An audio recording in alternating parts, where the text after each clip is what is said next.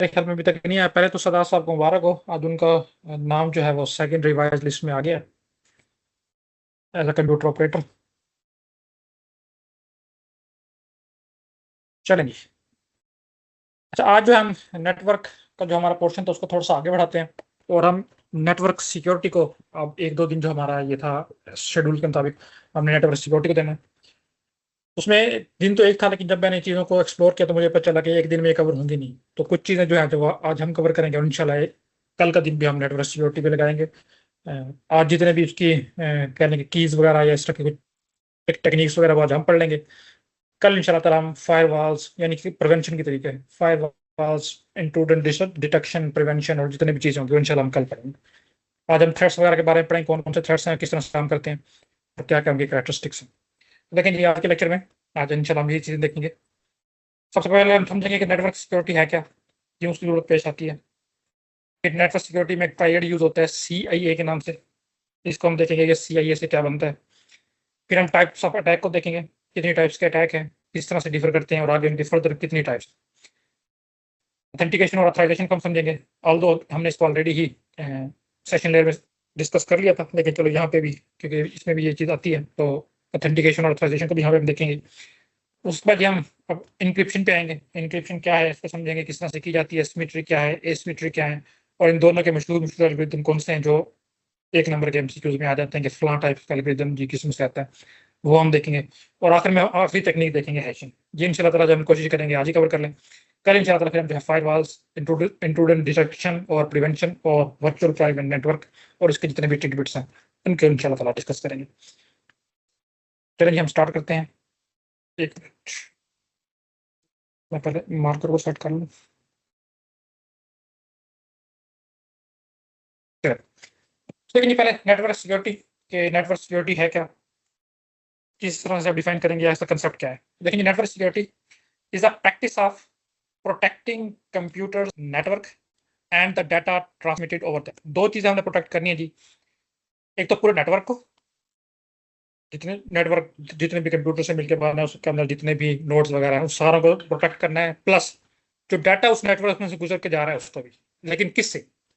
पहला चीज है जी अनऑथराइज्ड एक्सेस से। अब क्योंकि हम ऑथराइजेशन के कंसेप्ट से वाकिफ हैं, यानी कोई बंदा जिसको हमने ऑथराइज नहीं किया कि इस डाटा को इस नेटवर्क को एक्सेस कर सके, उसको हमने बचाना है कि वो हमारे नेटवर्क में ना घुस सके और ना ही डाटा को एक्सेस कर सके। मिस यूज, जिस पर्पज के लिए हमने कोई भी डाटा क्रिएट किया है उसी पर्पज का या उसी काम के लिए यूज किया जाए, उसका मिस यूज ना किया जाए। हम ये देखें कैसा है। मॉडिफिकेशन, कोई बंदा दरमियान में डाटा को रिसीव करके मॉडिफाई करके आगे ना भेजे, ये भी हम इस चीज को मेक श्योर करते हैं। और डिस्ट्रक्शन, और या इस तरह की डाटा मैंने भेजा दरमियान में से किसी और किसी तरह से किसी बंदे ने या किसी कंप्यूटर ने इंटरसेप्ट करके उसको डिस्ट्रैक्ट कर दिया, वो डाटा उससे फर्दर आगे गया ही नहीं। इन चारों चीज़ों से बचने का जो कंसेप्ट है, ये प्रैक्टिस है, वो हम डिस्कस करते हैं सारी सारी नेटवर्क सिक्योरिटी में। तो नेटवर्क सिक्योरिटी क्या करती थी? Ensures that only authorised user can access the network. पहली बात तो ये है कि इस चीज़ को इंश्योर करेगी कि जिस बंदे को, जिस कंप्यूटर को, जिस डिवाइस को हमने अथराइज किया है, एक्सेस का राइट दिया है, सिर्फ वही हमारे नेटवर्क को एक्सेस कर सकेगी। And the data remain safe. और दूसरी शर्त यह है कि दूसरी चीज का फोकस हमारे इस चीज पे रहेगा कि जो डाटा है जो हमारे नेटवर्क से ट्रांसमिट होकर जा रहा है वो सेव रहेगा ड्यूरिंग ट्रांसमिशन, यानी कि उसमें जो ऊपर हमने चार चीजें पढ़ी हैं इनमें से कोई भी उसके अंदर वकूफ पजीर नहीं होगी। तो यह है कि नेटवर्क सिक्योरिटी। और नेटवर्क सिक्योरिटी फिर कहने के दो चीजों पर डिस्क्रिप्शन बेस क्या करती है। बताया? डाटा को उसने तबाह कर दिया, तबाह करने से बात ये कि उसने रिसीव किया और आगे फॉरवर्ड नहीं किया या अपने एंड पे डिस्कार्ड कर दिया, हालांकि हमने कहीं और सेंड करना था, वो अगले बंदे तक डाटा पहुंचे नहीं। तो ये थी नेटवर्क सिक्योरिटी कंसेप्ट है। तो इसमें सबसे पहले हम देखते हैं जी CIA ट्रायड के तीन एक कहने के पिलर्स हैं, या तीन चीज़ों के ऊपर ये नेटवर्क सिक्योरिटी बेस करती है। और वो CIA, C से बनता है जी कॉन्फिडेंशियलिटी, I से बनता है इंटेग्रिटी और A से बनता है अवेलेबिलिटी। यानी कि नेटवर्क सिक्योरिटी जो है वो इन तीन चीज़ों पे मेन फोकस करती है। सबसे पहले ये है कॉन्फिडेंशियलिटी। इससे क्या मुराद है जी? Confidentiality means protecting information from unauthorised access, कि आपने किसी भी इंफॉर्मेशन, किसी भी डाटा को अनऑथराइज्ड एक्सेस से प्रोटेक्ट करना है। और डिस्क्लोजर, डिस्क्लोज कहते हैं सबको दिखा देना, हम एक चीज जो है वो मंजर आम पे ले आना। कोई अगर ऐसी चीज है जो आप चाह रहे हो कि हमारे दरमियान रहे या सीक्रेट रहे, तो उसको डिस्क्लोज नहीं होने देना। और दूसरा ये है कि उसको अनऑथराइज्ड एक्सेस से बचाना है। ये चीज हम स्टडी करते हैं कॉन्फिडेंशियलिटी हेड में। दूसरी जो चीज है, दूसरा जो पिलर है इसका वो है जी इंटेग्रिटी। इंटेग्रिटी मीन ये है कि जब आपका डाटा ट्रांसफर होकर जा रहा है तो जैसे डाटा आपने सेंड किया था यूजर को या रिसीवर को एक्जैक्टली वही डाटा मिलना चाहिए, दरमियान में इसमें किसी किस्म की चेंज नहीं आई, अल्टरेशन नहीं। तो integrity ensures that data remains accurate, आपका डाटा एक्यूरेट रहा है जिस तरह का था वही, कंप्लीट, कोई इसमें नई चीज ऐड नहीं की गई है, कोई चीज हजफ नहीं की गई, एंड अनअल्टर्ड, ये इकट्ठा लिखा हुआ है, मैं इसमें जब इसको चेंज करते हैं तो ये बाज़ औक़ात बीच में से स्पेसिंग जो है वो मिटा देता है स्टाइल के दौरान। तो अनअल्टर्ड रहा है जी ड्यूरिंग स्टोरेज, जब आप किसी डाटा को स्टोर कर रहे थे, और ट्रांसमिशन या तो ट्रांसमिट कर रहे थे, दोनों सूरतों में डाटा के अंदर ना तो कोई अल्टर होनी चाहिए, अल्ट्रेशन यानी कि चेंज नहीं आनी चाहिए, डाटा एक्यूरेट और कंप्लीट रहना चाहिए। ये चीज़ हम कहते हैं कि डाटा इंटेग्रिटी है।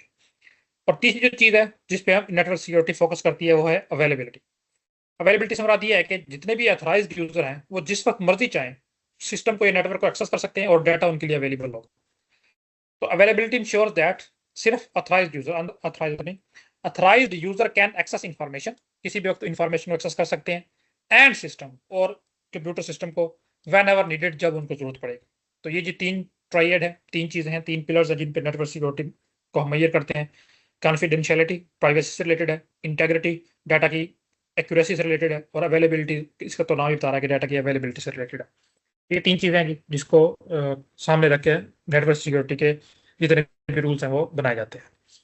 इसको आप देख भी सकते हैं कि ये ट्रायंगल सा बना हुआ है, कॉन्फिडेंशियलिटी, अवेलेबिलिटी और इंटेग्रिटी के बीच में, और दरम्यान में है जी सिक्योरिटी। एक पॉइंट जी मुझे कुछ मिले नहीं, करना मैं और भी ऐड कर देता, तो एक ही पॉइंट मुझे जब मैं पढ़ रहा था मुझे मिला तो मैंने यहाँ पे ऐड कर दिया, मजीद कुछ होंगे तो मैं यहाँ पे मजीद भी ऐड कर दूँ। वो कह रहा है कि the concept of modern network security, जो आजकल हम नेटवर्क सिक्योरिटी का कंसेप्ट देख रहे हैं, बिकेम इम्पॉर्टेंट, इसको कह लेके असल जो इम्पोर्टेंस है कब मिली, इन द लेट 1980s, 1980 के जो आखिरी साल थे, 85 के बाद वाले, उसमें इसको जाके कह लें कि शोहरत मिली। कब? After the Morris worm attack, एक बड़ा फेमस अटैक था 1988 का, मॉरिस वॉर्म अटैक। इस अटैक के बाद जो है ना लोगों ने फील किया कि यार नहीं, नेटवर्क जो सिक्योरिटी है ना वो बहुत इंपॉर्टेंट है। अगर आप इसके बारे में पढ़ना चाहें तो जाके देख सकते हैं कि मॉरिस वॉर्म अटैक क्या था। इसको कहते हैं कि जो सबसे पहले जितने भी बड़े बड़े अटैक हुए थे उनमें से पहला अटैक जो है वो यही था, वॉर्म्स का जो अटैक था इंटरनेट पे हुआ था। तो इसके बाद कह लें कि नेटवर्क सिक्योरिटी का एक्चुअल जो कंसेप्ट है वो शुरू हुआ था।